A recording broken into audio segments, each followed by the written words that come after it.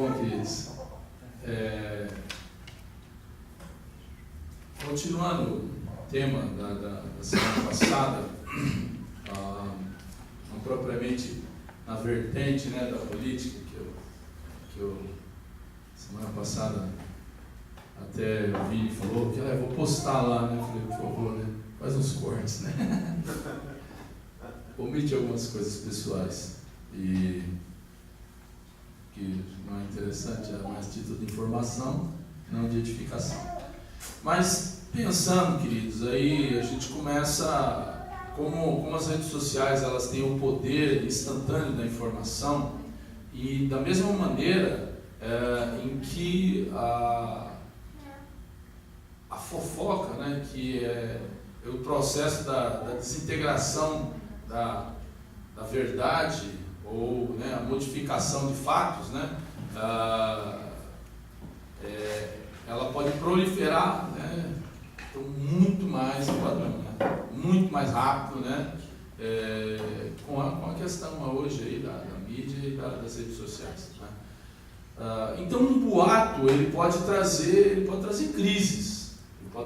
crises, em nível de milhões, né, hoje em relação, enfim, a Bovespa, em relação a aplicações, uma série de coisas em que especulações, né, elas podem trazer lucros para um e prejuízo para outro, né?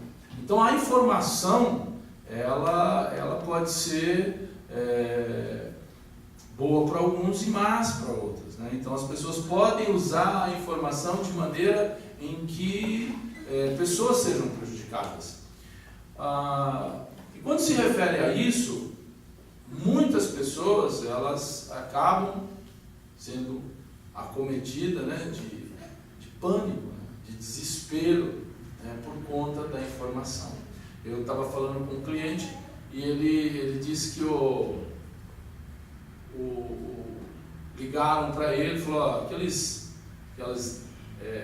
trotes, né, do cara faz a cadeia, olha, estamos com seu filho aqui e tal, e aí ele falou, meu Deus do céu, a primeira coisa é ligar para o filho, né? Então ele ligou para o filho, e o que aconteceu?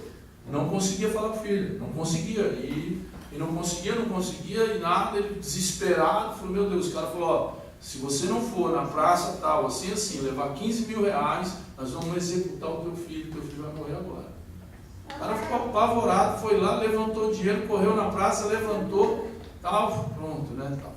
Passou um tempinho, o filho dele ligou, falei, e aí, pai, tudo bem? Vem cá, o senhor ligou para mim? Não aconteceu nada? Eu falei, não aconteceu nada, aí que eu estava na aula, não sei o que, estava com o celular dentro da bolsa, não podia atender. O cara dançou com 15 pila. Né? Mas por outro lado, o cara falou, o alívio que eu tive de saber que o meu filho estava bem, depois que eu dei aquele 15 mil não foi nada para mim. Né? Claro, depois de tudo que é um troço, meu Deus, né? Perdi um dinheirão. Né? Mas o que é 15 mil, seja lá quanto que for, você saber que o teu filho está vivo. Né? Então, isso que é? O cara trabalhou com a notícia, com um dado, com uma informação.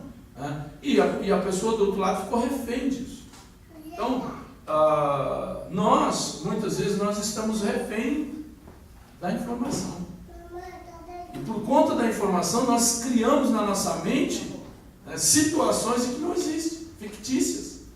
Mas por conta de experiência, que já passamos por isso, situação aqui e tal, então, provavelmente pode acontecer isso, pode acontecer aquilo, pode acontecer, então eu preciso fazer isso, então se vai faltar isso daí, eu preciso estocar, se vai faltar água, então eu preciso fazer um poço artesiano, se vai ter guerra aqui, então nós vamos fazer um abrigo, esse abrigo tem que ser, e a gente começa então a ficar viajando, né, na nossa segurança, no nosso bem-estar, né, para que a gente possa no mínimo ter, né, aquilo que são aquilo que é a manutenção das nossas necessidades básicas. Né? E muitas vezes a gente vê diante das situações e das informações que nós vamos ser privados das nossas necessidades básicas. E isso nos causa desespero. Então eu queria falar hoje, então, diante de todas essas especulações, tudo que está acontecendo, tudo que está se falando, Falaram aí que domingo passado ia ver o exército para a rua, aí a parte da situação que ia vir, que ia levantar, né, o pessoal, né, o próprio exército lá, e outra que é uma força contrária, não sei o que vão se levantar, e que ia ter uma guerra civil, e aí teve cara do exército, falando e jogando aí nas redes sociais, então muita gente ficou desesperada. O que vai acontecer? E nós, pais, né, avós, nós que temos pessoas, né, que fazem parte da nossa vida, nós tememos por essas pessoas, né? Então, muitas vezes a gente cai, né, no desespero. Então, assim, aquilo que é o nosso natural, aquilo que é o cotidiano, né, aquilo que são os nossos hábitos, aquilo que é o corriqueiro vai mudar. Vai mudar. E nós vamos ser colocados numa situação de desconforto, que são as mudanças, né? E mudanças não são previstas. Não são as mudanças que a gente se prepara, né? O Vini se preparou para casar. Quantos anos? 45 anos, né? Se preparou. Antes do ventre da mãe dele já se preparava, né? Aí quando casou foi brincadeira, né? A Lita brigava com ele, só dava risada, não brigava com ela, tal, foi uma maravilha, né, David? Mais ou menos, né? Então, mas a gente se prepara, né? Se preparando já é difícil, né? Então, assim, tem situações em que quando você se prepara, é uma coisa. Se você não se preparou, você se desarranja, né? E muitas vezes nós estamos se desarranjando, porque a gente está confundindo, né? Alto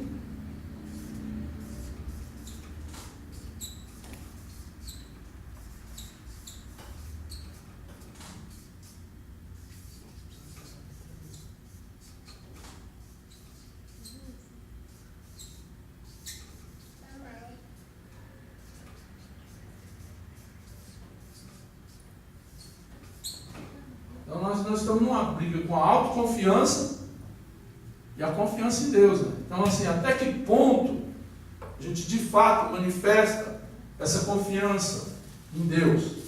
Ou a gente, em determinados momentos, a gente coloca a palavra de lado e cai na autoconfiança, né? Na autodefesa. Quando a gente perde, né, o controle. E justamente quando a gente perde o controle, é que Deus está com o controle total, né? A Bíblia é cheia de paradoxos, né? Um deles é quando eu estou fraco, eu estou forte. Então é como se quando eu perco o controle, né, o domínio, e aí agora é Deus que está dominando. É Deus que está dominando. Então tem horas em que não existem explicações, né?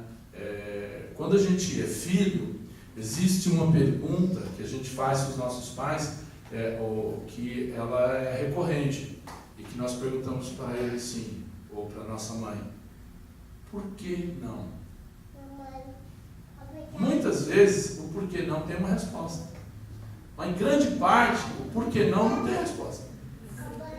Então eu quero ir naquela festa, aí a mãe fala não, mas nem ela sabe por que não, mas o instinto de mãe dela está dizendo: não vai ser bom, não deixa. Aí ela fala não. Aí você fala o clássico: por que não? Aí ela fala: por que não?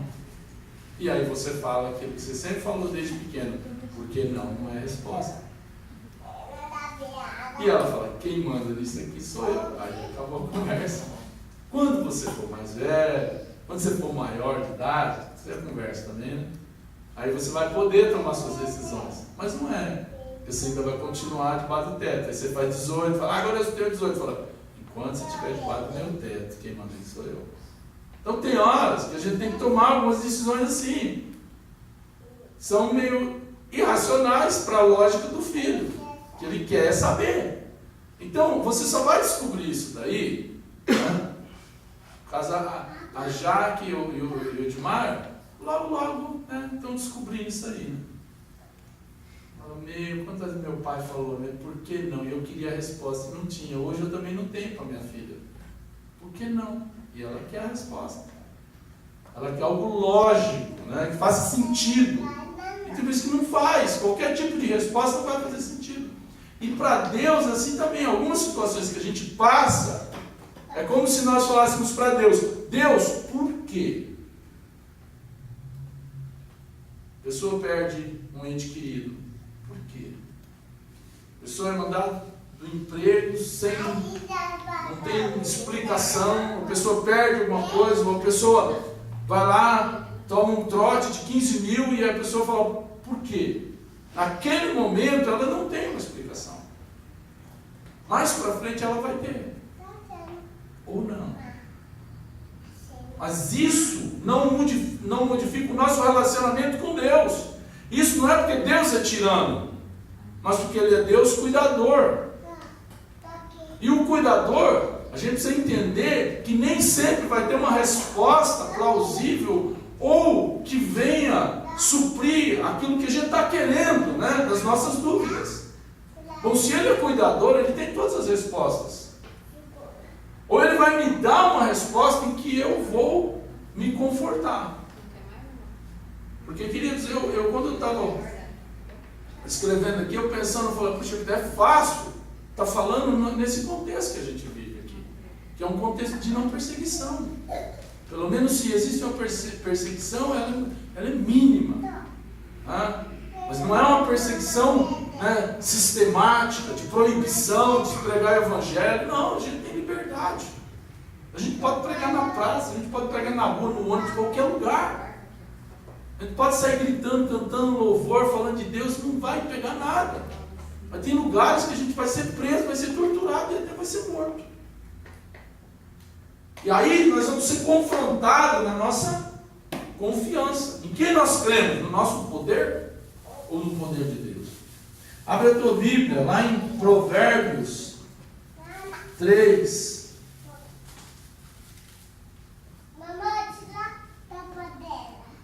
Provérbios 3, 19. Vai, 19 ao 22.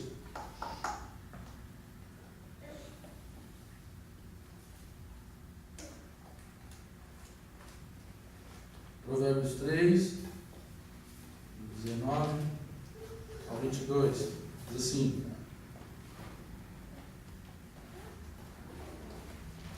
com a sabedoria o Senhor Deus criou a terra, e com o seu conhecimento colocou o céu no lugar próprio. A sua sabedoria fez os rios nascerem e fez as nuvens darem chuva à terra. Filho, tenha sempre sabedoria e compreensão, e nunca deixe que elas se afastem de vocês. Elas lhe darão vida, uma vida agradável e feliz. Você caminhará seguro e não tropeçará. Quando se deitar, não terá medo, e o seu sono será tranquilo a noite inteira. Você não ficará preocupado com os desastres que caem de repente como uma tempestade sobre os maus. Então, querido, nós vemos que muitos conquistadores, eles confiaram em Deus. Um exemplo clássico que eu falei semana passada foi Constantino, que ele carregava, né, o escudo das iniciais de Cristo. Ele confiava em Deus. E Deus dava a ele sabedoria. Né? Então, a sabedoria, que é a base da gente agir conforme as situações que estão acontecendo com a gente.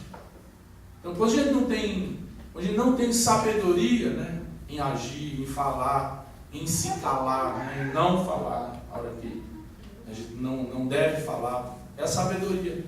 Né? A sabedoria não necessariamente tem a ver com a locução, não tem a ver com o meu vocabulário, o meu QI, mas a sabedoria tem a ver com o meu agir. Né? Como eu ajo diante das situações. Né? Então, Salomão está dizendo aqui que quando eu ajo com sabedoria, eu posso descansar em Deus. Eu posso colocar minha cabeça no travesseiro, porque eu vou dormir tranquilo. Mas quando eu não uso a minha sabedoria, eu vou ficar inquieto, eu vou ficar preocupado.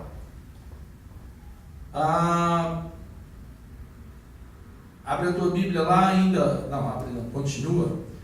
No verso 23 ainda, o que Salomão, ele vai falar sobre a segurança. Então, continuando, ali no 22 para o 23 e até o 25. Você caminhará seguro e não tropeçará. Quando se deitar, não terá medo. O seu sono será tranquilo a noite inteira. Você não ficará preocupado com os desastres que caem de repente, ou uma tempestade sobre os maus.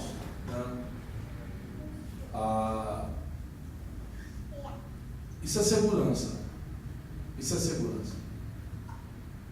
Pode estar acontecendo o que for. Aí estão com especulação, vai acontecer isso, vai acontecer aquilo. É interessante porque quando uma informação ruim ela vem, queridos, eu estou falando para vocês aqui facinho, mas eu sou um cara que recebeu informação. Eu já estava fazendo uma tatuagem esses dias aí eu recebi um recado no WhatsApp primeiro foi no Facebook. Aí a namorada de um amigo meu precisava falar comigo, meio urgente. Eu falei, meu Deus, o que aconteceu? Nunca tinha me mandado recado, já fiquei meio cabreiro. Aí esse meu amigo já teve alguns problemas de depressão e tal. Eu falei, puxa, o que está acontecendo, cara? Tá de cara comigo. Aí, meu Deus, preocupado, fazendo tatuagem lá tal. Aí viu um recado, eu olhava o recado, nossa, cara, tal. Daqui a pouco, aí ela, eu vou mandar o WhatsApp e tal, vai mais rápido. Tal. Ela foi no WhatsApp, mandou o WhatsApp, irmão, resumindo a história, ela queria fazer uma vaquinha para o aniversário dele. Rapaz, eu fiquei tão doido, não respondi mais a mulher. Pensei que o cara tinha tido algum colapso, deu algum problema, que eu ia ter que acudir, já estou assim, vou terminar essa tatuagem, que será que eu vou ter que ir lá, o que vai acontecer, mas, sabe? Então eu todo assim pensando, meu Deus, o que está acontecendo com o cara? Teve uma caída, não está legal. Então assim, uma informação, preciso falar com você urgente. E eu pensei, ali eu falei, puxa, eu comecei a associar as coisas. Eu estou trabalhando, estou ali, né, meu ganha-pão, compenetrado, não posso errar ali, apesar que agora tem leis e tal. E aí uma informação que não tinha conteúdo nenhum fez com que eu ficasse pensando o que poderia ser. A gente é assim. A nossa cabeça viaja, a gente começa, é aquilo que eu sempre falo aqui. Nossa cabeça vive mais no futuro do que no presente. A gente vive mais no passado do que no presente. E acaba perdendo a grande oportunidade de curtir os momentos da nossa vida. Um momento que se chama hoje. A palavra diz que a cada dia basta o seu mal. Mas a gente quer acrescentar mais mal. A gente quer acrescentar à informação aquilo que não existe nela. E geralmente com possibilidades de tragédia. Aí a gente começa a se preparar para a tragédia não anunciada, mas que supostamente faz parte daquela informação em que você ouviu.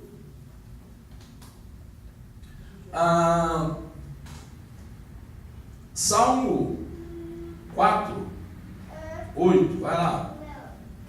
Salmo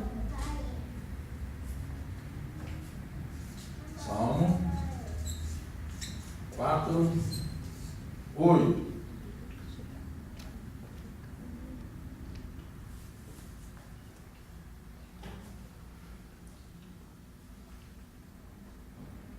A minha versão é meio diferente.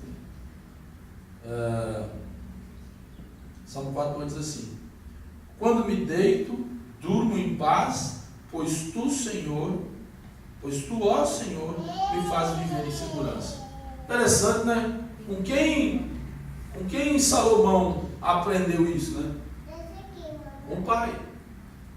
O pai que tinha um monte de problema, como nós aqui. Então, aqui Davi fala: quando me deito, durmo em paz, pois tu, ó Senhor, me fazes viver em segurança. Vira para quem está do lado e fala assim: o Senhor te faz viver em segurança. O Senhor te faz viver em segurança. É Ele que te faz viver em segurança. É Ele. É Ele. Não é a tua condição boa que você está agora, financeira. Não é o teu trabalho estável. Quem te faz viver em segurança é o próprio Deus. Amém? Amém, irmãos? Amém. Provérbios 14, 26. A gente vai ficar muito em Provérbios, tá? Provérbios 14, 26.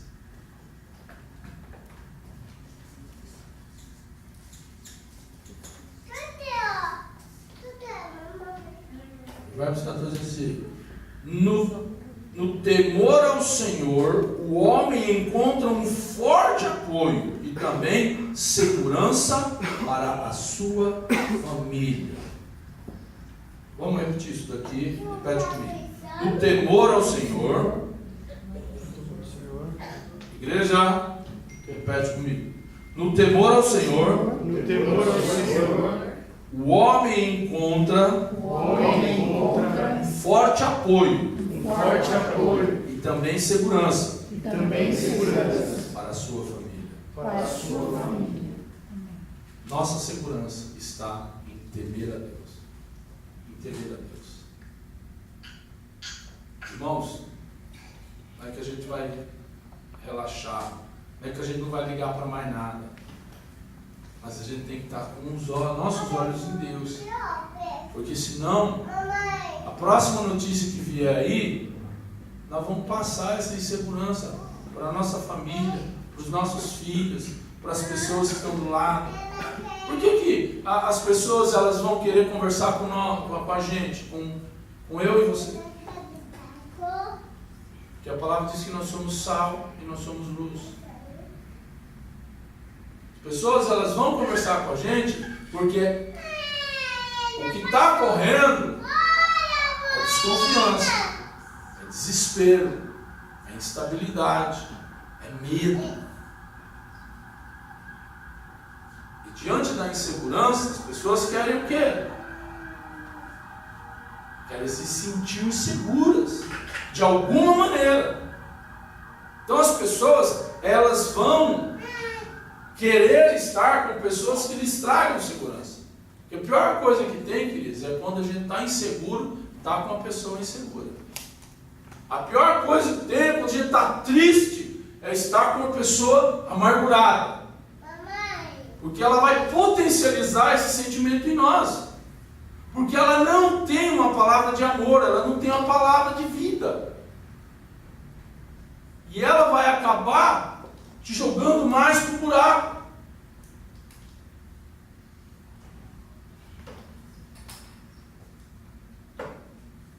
Lá em Provérbios, não vamos agora para Salmo 27. Vamos pegar vários textos aí. Salmo 27, Bazar. Salmo 27, de 1 a 3. Salmo 27, de 1 a 3. Quando eu ia na igreja presbiteriana independente, que era pequena, tinha uma música que era assim: o Senhor é a minha luz, a minha salvação, a quem temerei, a quem temerei. Quem sabe O Senhor é a minha luz, a minha salvação, a quem temerei, a quem temerei. O Senhor é o meu refúgio e paz, a quem então eu preciso temer, eu preciso temer. O Senhor é a nossa luz, né? É a nossa paz. Ele que nos traz a nossa paz, a verdadeira paz. Jesus falou: eu te dou a paz, não como o mundo dá, a verdadeira paz. A paz que excede todo entendimento. Eu costumo dizer que meu profeta é Colossenses 3,15. A paz de Deus no vosso coração seja o vosso árbitro. E a gente que tem o Espírito Santo, a gente sabe quando a gente está errado. A gente sabe porque o Espírito incomoda a gente. Ele incomoda como? Tirando a nossa paz. Então a paz do Senhor, que excede todo entendimento, ou seja, essa paz ela é inexplicável. Não tem como mensurar, não tem como explicar. Mas é uma paz que te traz refrigério. É uma paz que te traz confiança. É uma paz que te traz alegria. E diante de todas as incertezas, diante de toda má notícia, de toda instabilidade, guerra, o que for, você tem paz. As pessoas, eu sinceramente não sei o que é administrar o momento da morte, né? Ou alguém que, esses dias nós assistimos um programa, não estou lembrado, mas eu e a Marli, nós assistimos, a Marli ficou até mal. Uma mulher que ela todo o processo de câncer, o Celso Portiolli passou com ela. Não? Não, quem era? Foi no domingo da Espetacular, né? O Cabrini. Foi o Cabrini. O Cabrini passou todo o processo dessa mulher. Ela tinha 2 filhos, 2 adolescentes, um menino e um menino. E aí foi vendo essa moça definhando. Era uma moça muito bonita, mãe de família, trabalhadora, amiga, uma alegria, assim, uma paz. E ela, tive assim, que terrível, que é aquela moça morrendo aos poucos. Foi muito difícil, né, todo o processo. Depois, assim, quando ela morreu, né, foi muito, muito triste. Mas, assim, ela passava uma paz muito grande. Ela passava uma alegria. E a gente vê, assim, em algumas outras situações, pessoas que em extremo desespero, né, quando no processo de administrar, né, aquele momento, né, que é o momento da morte. E só quem de fato confia em Deus e pode sentir essa paz, essa alegria, né, de saber que vai ter algo além, né, dessa matéria. Provérbios agora, Provérbios 21. Provérbios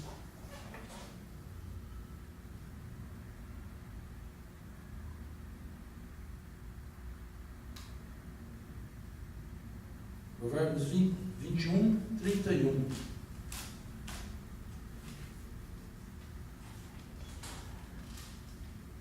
Eu acho interessante esse versículo aqui, porque ele vai falar de um contexto que talvez a gente talvez não, é um contexto que não faz parte, né, do nosso dia a dia e da nossa concepção, né, de guerra, de luta, enfim. Mas ele diz aqui: os homens aprontam os cavalos para a batalha, mas quem dá a vitória é Deus, o Senhor. As nações que tinham aquelas brigas, que tinham os cavalos, elas estavam na frente. O poderio de ataque delas era muito maior.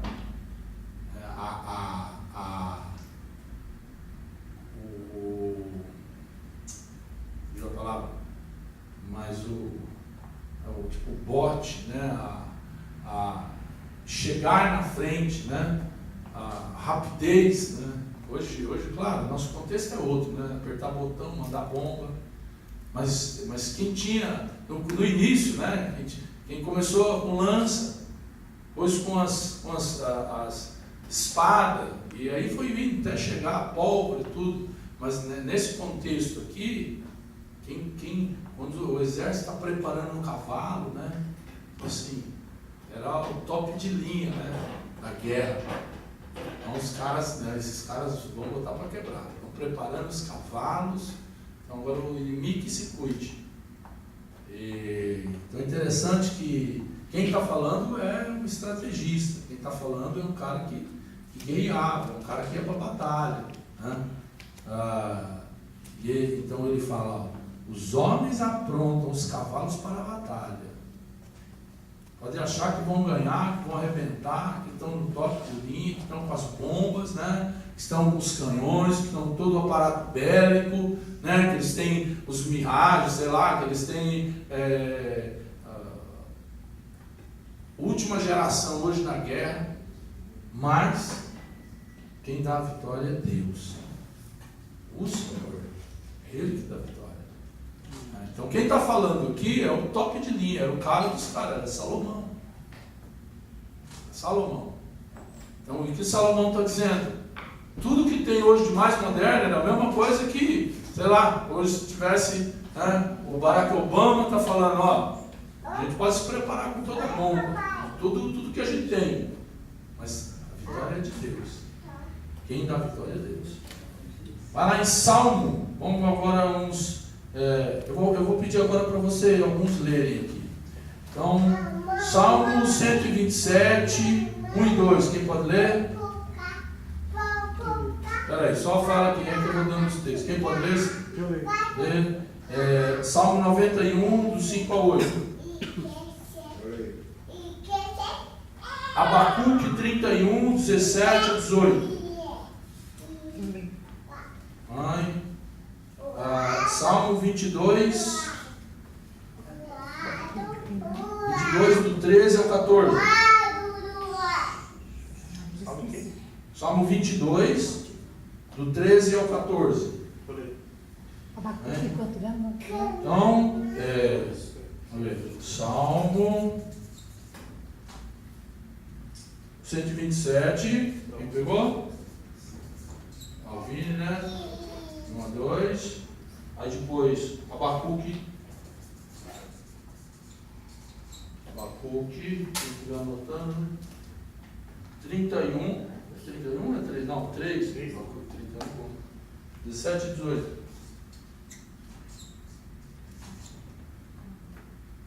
E Salmo 22,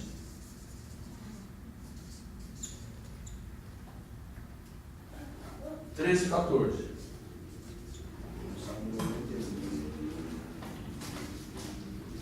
O Salmo 91. Esqueci do... Não é? Quem que vai ler o Salmo 91? 5. Pronto. Quem pegou? Salmo 127, 1 a 2. Se o Senhor não edificar a casa, em vão trabalham os que edificam. Se o Senhor não guardar a cidade, em vão vigia a sentinela. Inútil vos será levantar de madrugada, repousar tarde, comer o pão de dores, pois ele supre aos seus amados enquanto dorme. Amém, irmãos? Amém. Nossa confiança é em Deus. É Ele que supre, Ele que dá. Em vão vai ser a gente fazer tudo isso e não acreditar nele. Por outro lado, também a gente tem que fazer o mínimo, Deus. Tem que fazer o mínimo, porque tem gente que de repente fala, não, descansa, vai acabar mesmo, Jesus vai voltar. Aí tem até aquela, Jesus está voltando mesmo, logo, para que nós vamos construir o templo? Aí é o chamado de cada um. Cada um tem o seu chamado. Tem igreja que vai construir o templo, tem igreja que vai ficar acabando, tem igreja que vai ficar em hotel. Cada um tem o seu chamado. Não cabe a nós julgar o chamado do irmão. Mas a gente não podemos ficar parado, né? Ficar sedentário, né? Só engorda espiritual, né? A gente tem que fazer a nossa parte. Salmo 91, 5 a 8.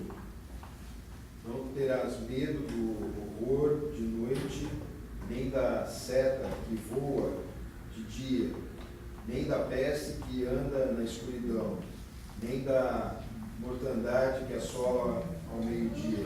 1000 cairão ao teu lado, 10.000 à tua direita, mas não chegará a ti. Somente com os teus olhos contemplarás e verás a recompensa dos ímpios. A gente sai de um surto e entra em outro. A gente sai de uma epidemia e entra em outra. A dengue mesmo pegou, agora foi assolando e aí ainda está por aí. A gente teve a época do ebola, nós tivemos tantas febre amarela e em outros contextos, momentos da história, e que são surtos que vão matando todo mundo. Queridos, é fácil falar quando nós estamos aqui, nós estamos vivendo isso, nós estamos passando por isso. Difícil seria a gente estar aqui, né? Todo mundo aqui com dengue, que eu pregando com dengue, que mal, e a gente falando sobre isso. Seria um pouco mais, vamos dizer, coerente. Não, esse cara realmente está falando uma coisa que ele está vivendo, ele está crendo ali. Mas nós precisamos exercitar a palavra. Como vai ser, queridos? Se tivesse acontecer e a gente estiver dentro disso, é outra coisa. Mas o que a palavra fala é que a gente tem que exercitar. Isso pode acontecer, pode ter surto, pode acontecer o que for. Cair 1000 do teu lado, 1000 do teu direito, mas você não vai ser atingido. E aí, queridos, presta atenção. O não ser atingido, meu entendimento, é que não necessariamente você não ficará livre disso.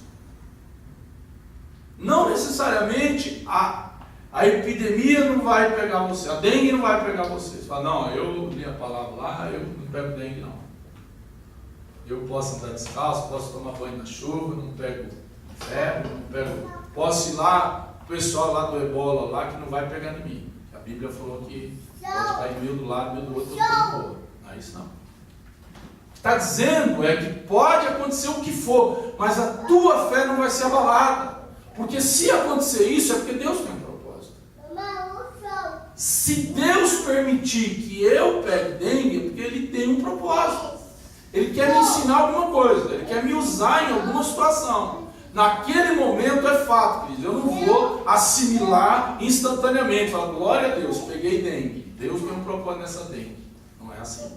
Estou errado? Na hora eu falar, Deus, por que eu? Tanto pecador, estou roubando. Lá em Brasília, tanto cara que quer pegar dengue. E eu? Você acorda no negócio de Brasília, tá?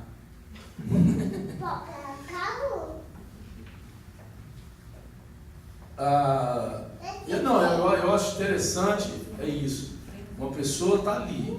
Se ela está com dengue, ela esteja com o que for. E ela manifestando a fé dela. Manifestando o amor dela. E nem aquela moça que estava ali com câncer, ia morrer. Ela só sorria. O Cabrini ficou assim. O Cabrini ficou estupefato com a moça. Sabe, a fé dela. A fé. Mas fulano, assim, você não tem raiva? Não. Mas você não questiona Deus? Não. Sabe, a pessoa está passando por, é diferente. Ela está vivendo aquilo dali. E ela continua acreditando em Deus. Ela não para.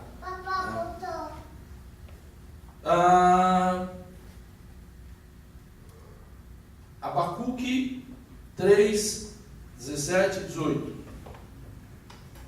Ainda que a figueira não floresça, nem haja fruto nas vides, ainda que falhe o produto da oliveira, e os campos não produzam mantimento, ainda que o rebanho seja exterminado da malhada, e nos currais não haja gado, todavia eu me alegrarei no Senhor, exultarei no Deus da minha salvação.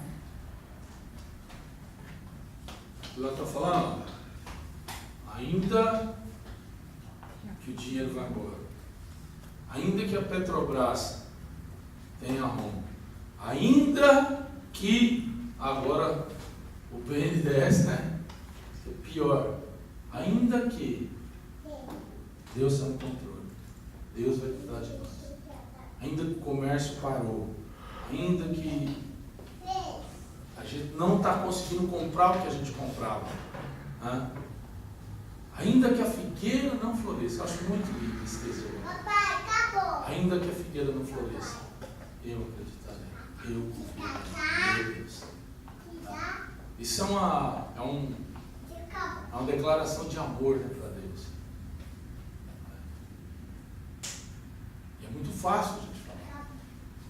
A questão é no dia, né? Nós vamos viver isso, nós vamos passar por isso. Sabe, queridos, que eu sou um cara que eu sempre quero ter mais, sabe? Sempre quero ter mais, eu sou diferente de vocês. Sabe que eu estou brincando, todos nós, né? A gente esquece que a gente já teve, né? Então, é interessante que você quer comprar um carro, aquele carro, quando você compra o carro, tal, vai, a Marlene fala, primeira vez que eu compro o carro, eu lavo, tal, lavo 1 ou 2 vezes, acabou, depois nunca mais lavo, aí tem que brigar para lavar, né? Aí a gente fica aquela coisa, assim, você quer ter aquele carro, aí você fala, puxa vida, agora, aí tá lá do lado de casa, lá abriu o teu empreendimento, o Piscine, é do nome da minha mulher ainda, foi bem que podia ser parente, né? Nem sabe quem é esse tal do Piscine. Aí, lugar bonito, gigante. Nossa, outra coisa, o negócio é bom demais. Só que o mais baratinho lá é $500 mil, né? E aí, puxa, podia ir pra lá, né? Então, sabe, cara, uma coisinha que você... Aí você começa sempre a estar... Por um lado é bom, porque a gente sempre tem que pensar para frente. Não estou dizendo, não quero ser hipócrita aqui, dizer que a gente tem que se mesmar. Mas a gente precisa, muitas vezes, né, tomar cuidado, porque de repente você nunca está satisfeito. Nunca está satisfeito. Né?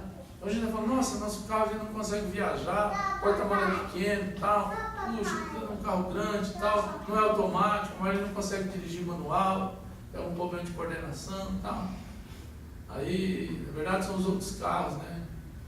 E aí, puxa, um automático maior e tal. Aí a gente, nossa, esse carro é uma benção, né? Nossa, esse carro não quebra, né? Esse carro é uma beleza.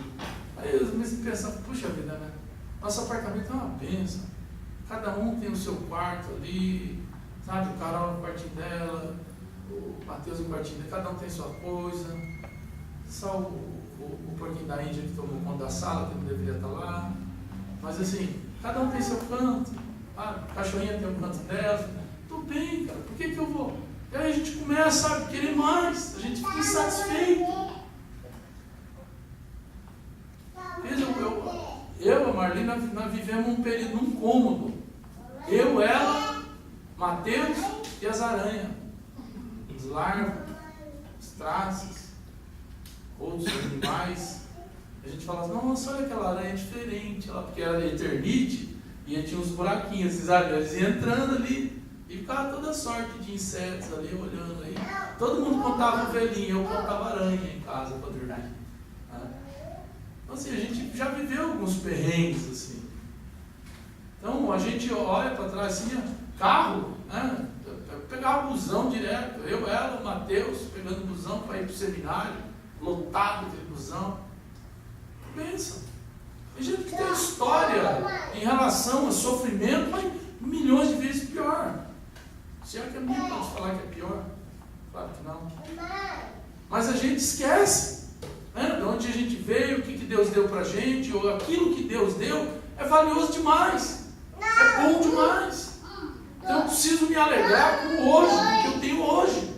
E não chorar por aquilo que eu não posso ter, que talvez eu não terei, mas que não vai mudar em nada a minha vida, porque provavelmente eu vou mudar para aquele condomínio e daqui a pouco eu vou querer o outro, porque a gente é ganancioso, e isso, querido, é inconsciente, porque nós somos levados,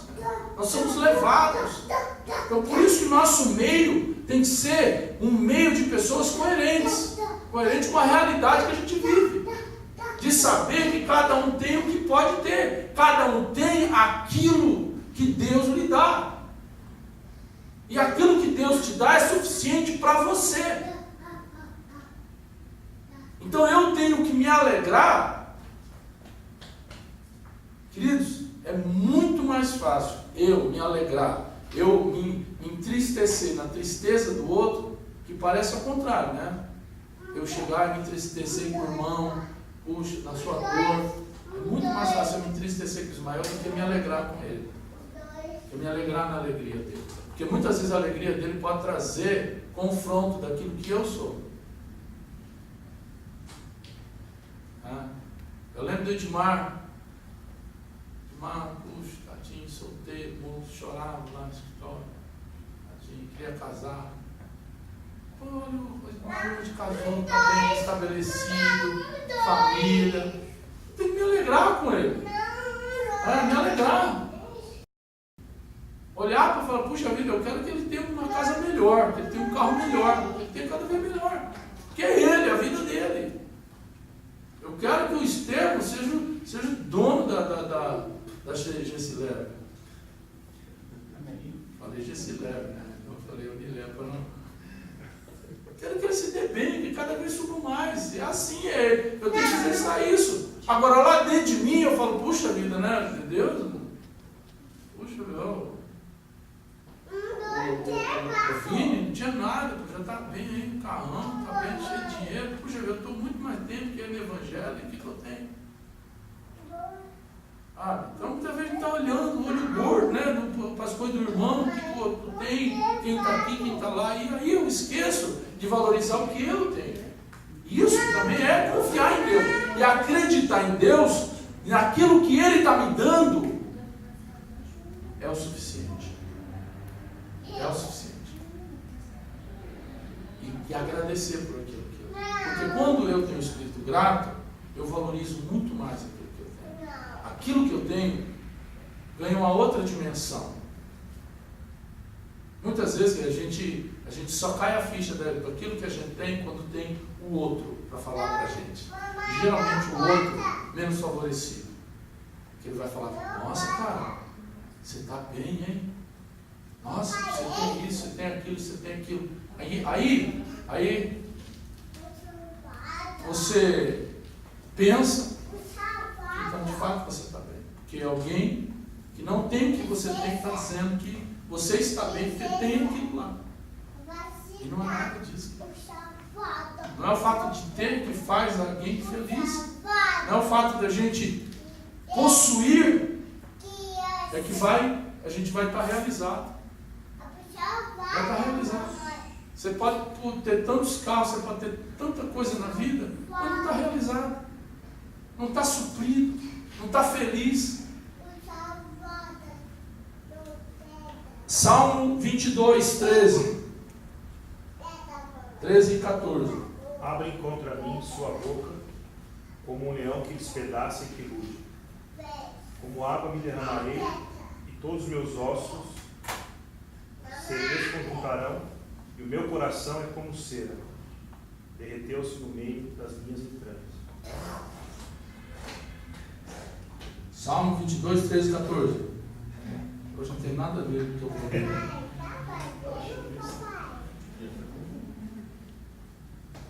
Eu acho que eu vou ter água no mundo. Deu 21. Salmo 21. Deixa eu ver. Não tem 14, vai até o 13. Ou será que é só 2? Não, só tem 13. Pode ser? 21, 13? Não, então não é. Então, esse salmo aqui, ele está falando assim, quando a gente está no meio de uma situação, no meio de uma tribulação, e aí é quando Deus age na nossa vida, né? Que aí é o que eu estou falando, né? Porque a gente está falando aqui é uma coisa, mas quando você está vivenciando ali o problema, a tribulação, a perda, né? O desconforto, seja que situação for, aí é que nós vamos mostrar essa confiança.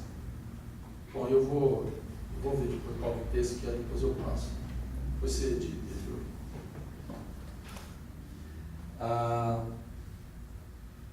Esse salmo aqui, abre lá em Salmo, no Salmo 121. Eu gosto demais desse salmo. preguei muito sobre ele. E aí, vai falar o que a gente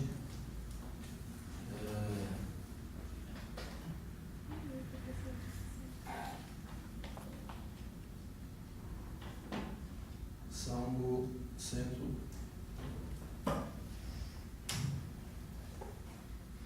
Vamos ver 21. Diz: olho para os montes e pergunto: de onde virá o meu socorro? O meu socorro vem do Senhor, Senhor Deus, que fez os céus e a terra. Ele é o seu protetor, está sempre alerta e não deixará que você caia. O protetor do povo de Israel nunca dorme, nem cochila. O Senhor guardará você, Ele estará sempre do seu lado para protegê-lo. O sol não lhe fará mal de dia, nem a lua de noite. O Senhor guardará você de todo o perigo. Ele protegerá a sua vida. Ele guardará quando você for e quando você voltar, agora e para sempre. Eu acho demais esse salmo. Tem uma versão que fala: ele não dormita, ele não tosquenejará, ele não cochilará, né? É aquele sono profundo, né? Aquele sono que apagou, né? Ele não apaga, ele não apaga. É muito interessante, né? Essa conotação, né? De que o salmista nos traz, de que ele está alerta, né? O sentinela. A vida de uma nação fica na mão de um sentinela, de um cara que tem que ficar lá olhando ao fundo para ver se o inimigo vem. E se ele dormir, eles podem ser pegos de surpresas. Interessante. Ezequiel fala também sobre o atalaia, né? Que nós somos o atalaia do Senhor e que nós temos que falar para o ímpio do pecado, do caminho mau. Nós, como atalaia, temos que falar para o justo do caminho dele também. Então nós temos esse papel, né, também de falar para o outro, de abrir os olhos do outro. Mas Deus, Ele é o sentinela que está ali, ó, olhando para nós, não dorme. E é interessante que o salmista fala isso, mas aí os discípulos vão viver essa realidade. Eles vão passar por isso, né? Abre lá em Marcos 37, Evangelho de Marcos.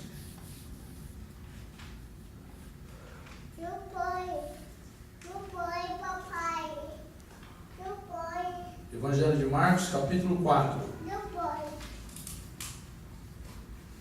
O verso 37 e 38.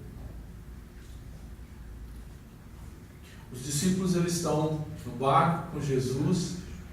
Então esse é um momento clássico, né, de desespero dos caras, né? E aqui os caras já conheciam esse salmo, já sabia, já tinham, provavelmente Jesus já tinha falado para eles, já tinha preparado eles com esse salmo, mas não adiantou não. Olha lá. De repente começou a soprar um vento muito forte e as ondas arrebentavam com tanta força em cima do barco que ele já estava ficando cheio de água. Jesus estava dormindo na parte de trás do barco com a cabeça numa almofada. Então os discípulos acordaram e disseram: Mestre, nós vamos morrer. Senhor, não se importa com isso.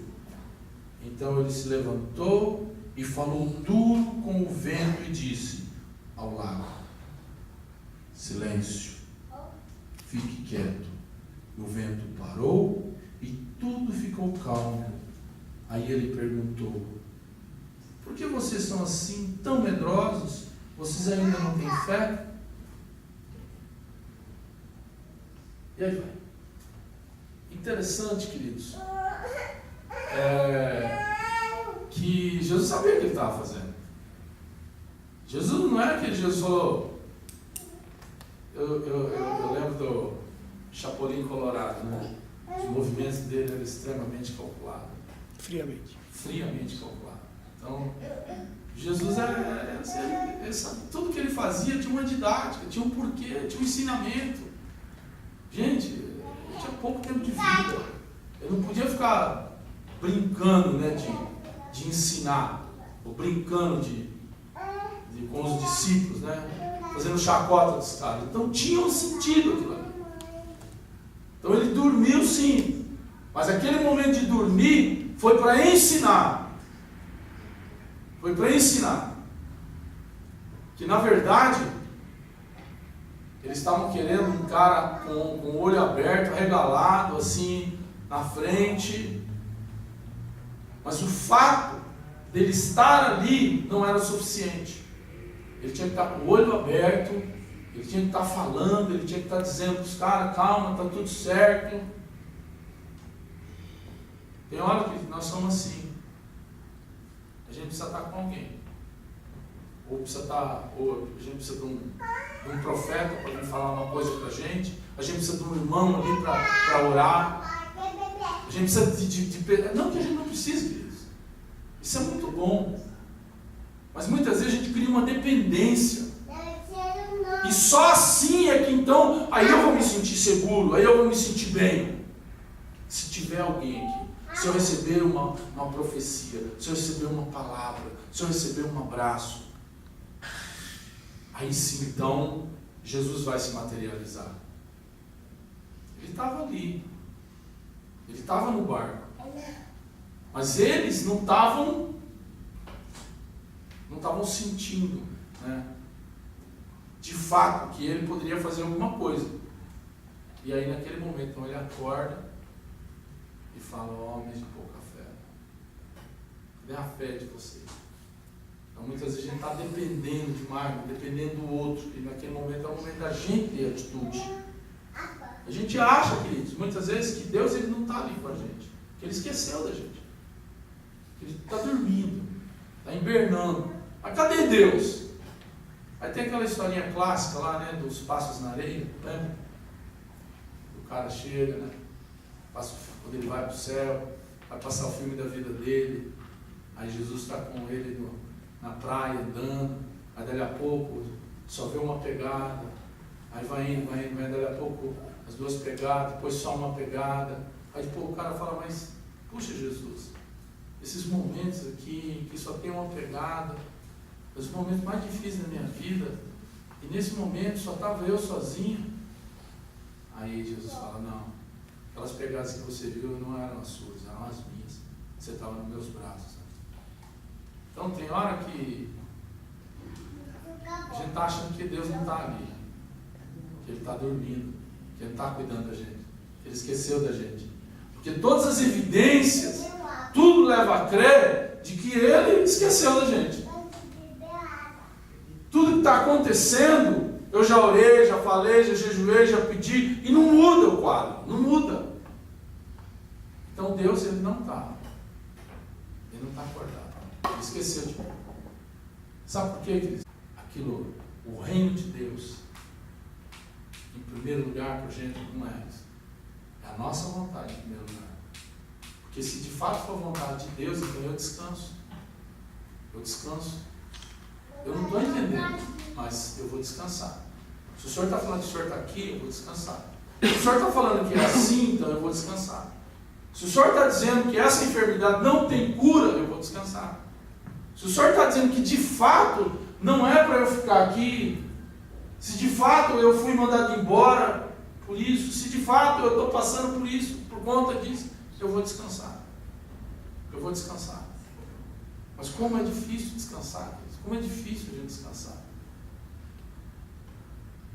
Descansar quer dizer que eu não vou ficar questionando a Deus.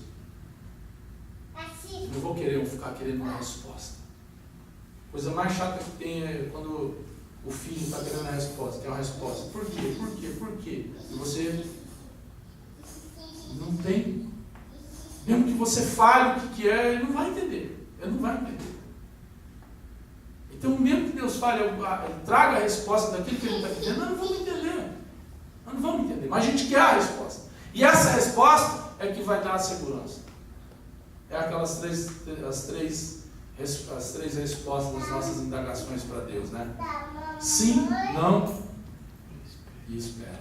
Qual é a pior de todos? Espera. A espera tira a gente do chão. A espera tira nós da zona de conforto. A espera traz instabilidade. A espera traz insegurança. A espera, ela desarticula a minha autoconfiança. Mas a espera, ela me joga nas mãos de Deus. A espera fortalece a minha confiança em Deus. Porque a espera, segundo Paulo fala, é o processo final do nosso crescimento espiritual. Que é Romanos 5, já falei aqui. Tribulação, perseverança, experiência e esperança. Espera. Esperança. Então, quando a gente espera no Senhor, quando a gente tem esperança, nós não somos abalados. A gente pode perder tudo.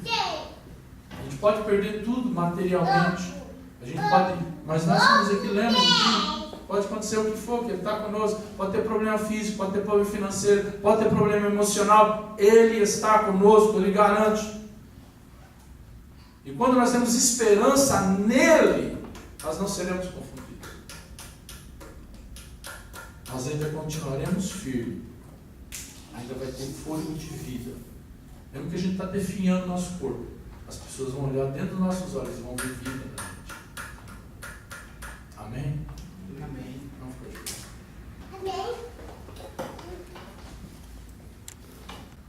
Salmo 4, verso 8.